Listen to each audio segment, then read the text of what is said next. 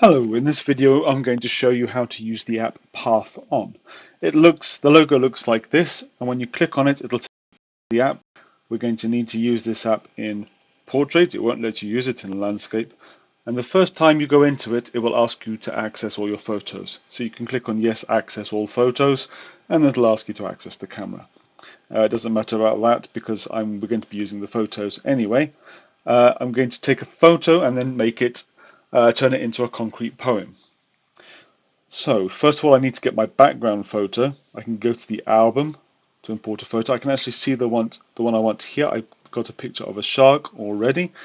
I've chosen this one because it's got a nice clear outline. It's the outline that I want, or the silhouette. It doesn't matter about the filling.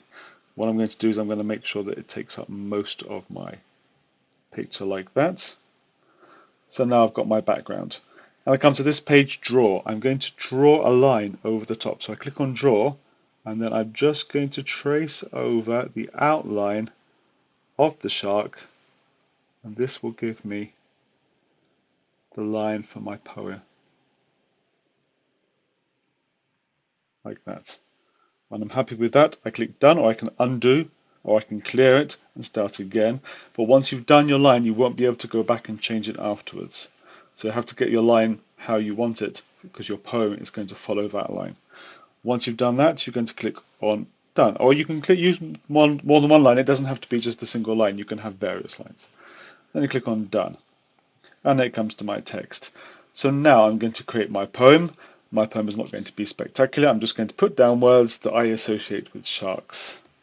Fast, sleek, killer in the ocean depths. It preys by smell and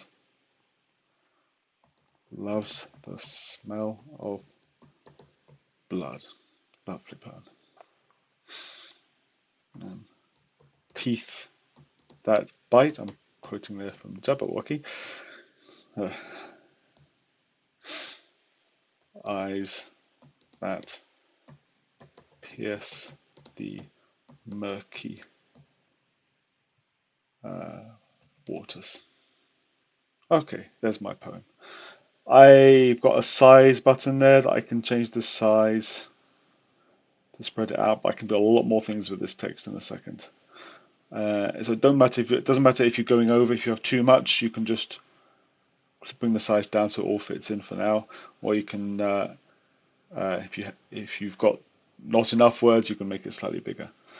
Then once I've done that, I've clicked on the done. There's my text, and now I can.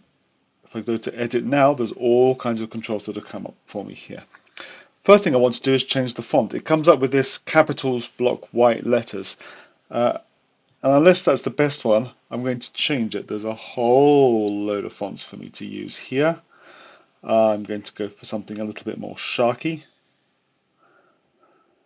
If I can find something that I decide is sharky, let's just go for Ping Fan Regular now. See what that looks like. That looks a bit better. I'm going to change the color. So there's a whole row of colors across the bottom here. And let's go for something more blue because it's in the dark. I can, at the moment, some of the letters are jumbled up. I don't really want that. It makes it hard to read. I could put the letters. I've got some controls here that let me put the letters outside the line or inside the line. That's even worse. Or on the line. I can flip them the other way up so that it's pointing out the way instead of pointing in the way. If I click on auto, it'll try and match it up to the length, which is a good one to start with, but I'm still finding it hard to read. So what I'm going to do is I'm going to bring the size of the letters right down, and I can increase the letter space. I can decrease the letter space, and that makes it a bit easier to read. If I bring the size of the letters down even more, you can see they're separating out. I can't see them very well because of the background at the moment, but when I take the background off, that's going to be a lot easier to read. When I'm happy with that, I'm going to go to the backdrop at the bottom there and the opacity, and there's a slider, and now if I take that away, I end up with just the poem. So what I've just done there, I've gone to backdrop, opacity, and just dragged it down to 0. And now I've got my outline, and that there is my concrete poem. I could go for effects on the background. You might decide that if it doesn't look like a shark, you might want to leave it in a bit, and you might want to go to your effects and try and blur it out so that it's slightly there. That might make it slightly clearer. It's up to you. You can get rid of the background entirely, or you can keep some of it in there. And once you're done, last thing to do, export, and then save it.